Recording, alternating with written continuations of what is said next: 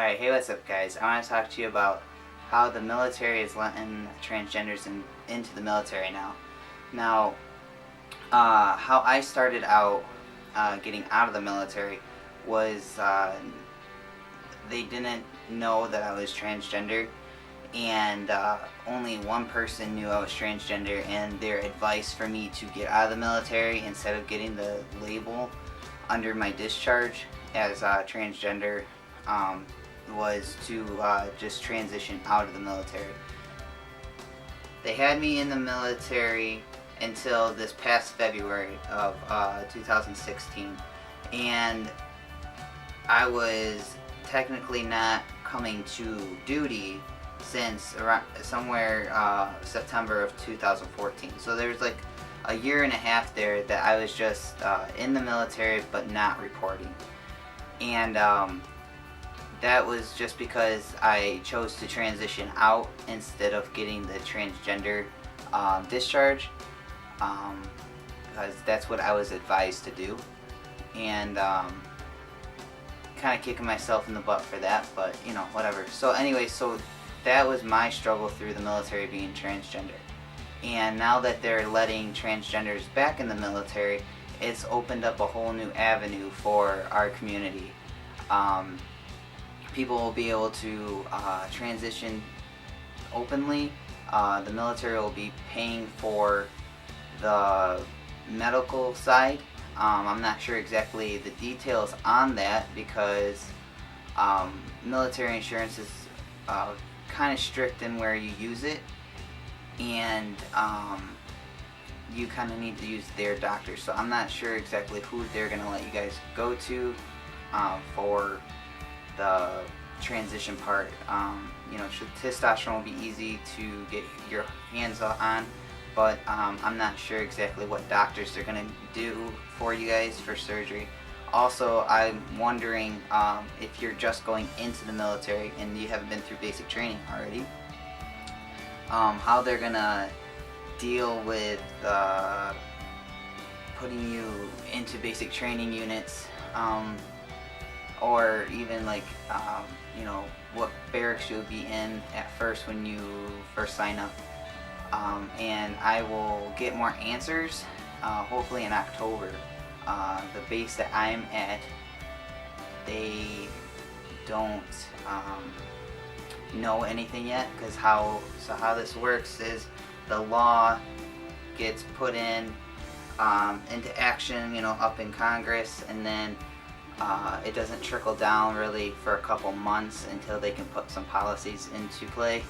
And just like the Don't Ask, Don't Tell, we knew it passed, you know, through legislation, but we didn't get briefed on it, on what Don't Ask, Don't Tell appeal was, until about 2 or 3 months after. So then it was active in the military, and then they had the policies done, and we got briefed on what to do about Don't Ask, Don't Tell.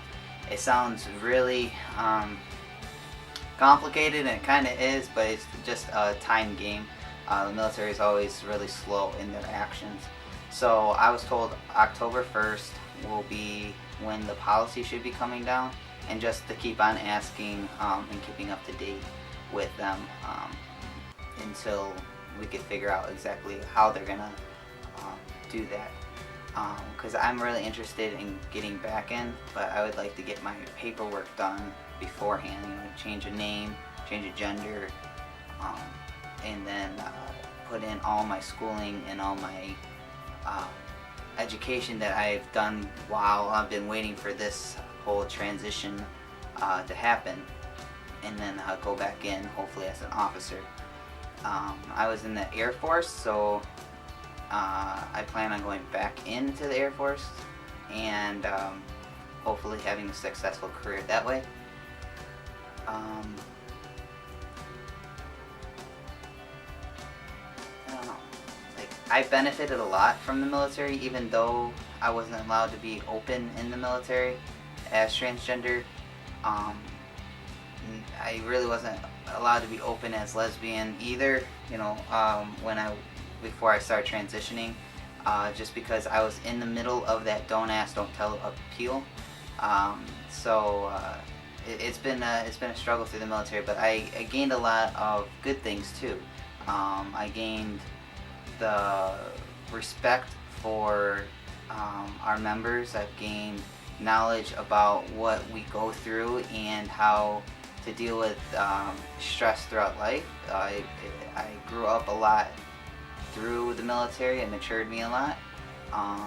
It showed me how to respect, have respect and have appreciation for things that we on a normal day-to-day basis would just expect to have.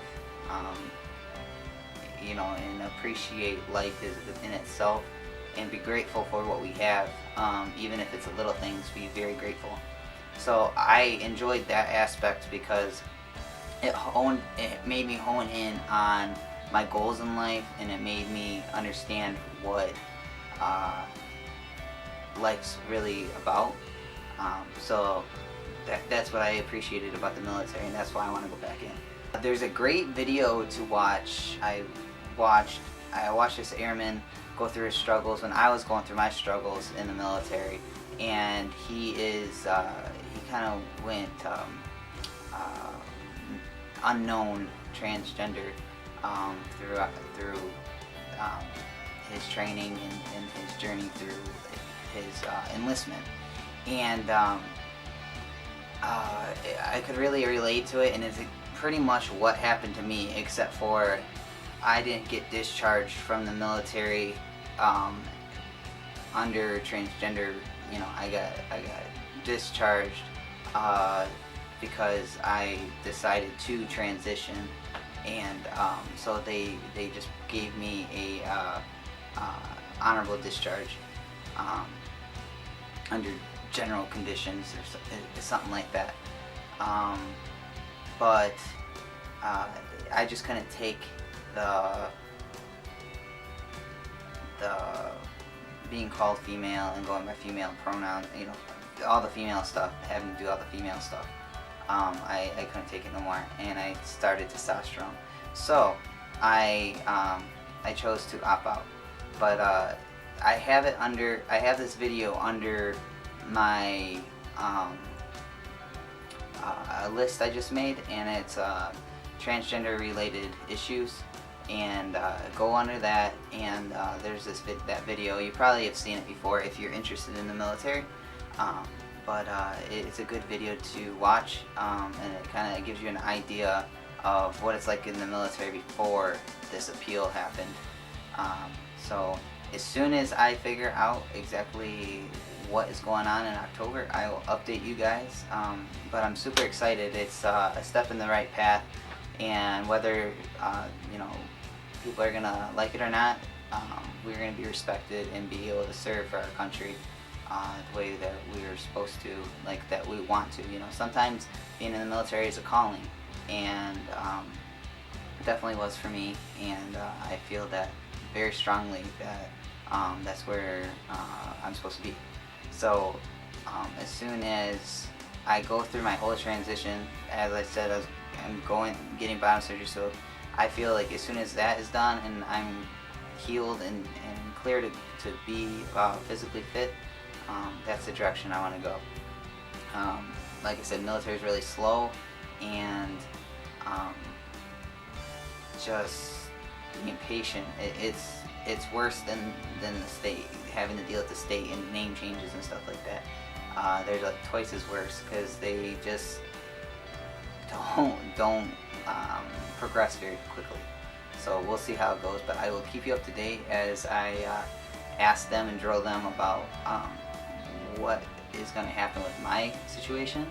And I know everybody's situation is differently, so hopefully we'll get more guys coming out with military issues, and to figure out exactly like how their issues have been, and you guys may be able to get some info on mine, so then you'll have the idea of what it'd be like to be transgender in the military, going throughout our time, because being transgender in the military before this appeal will probably be completely different similar in some ways, but completely different in most ways, on how they act. Because I was forced to be in a female barrack.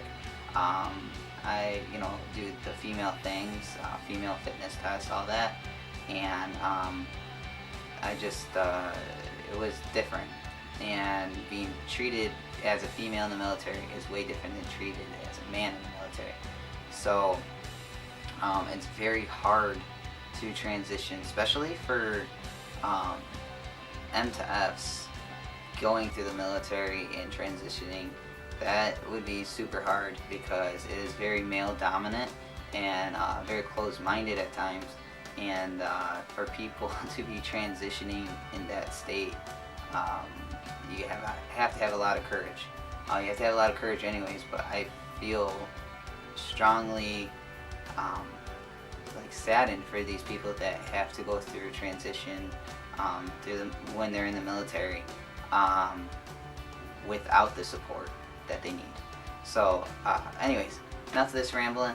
I'll let you know exactly how it goes as soon as I find out in October, but I am very excited on how things are going. I was super stoked about the change, and I've already asked, but they don't know anything about it. So we'll see how it goes as soon as October hits. Alright, I'll talk to you guys later. You guys have a good one.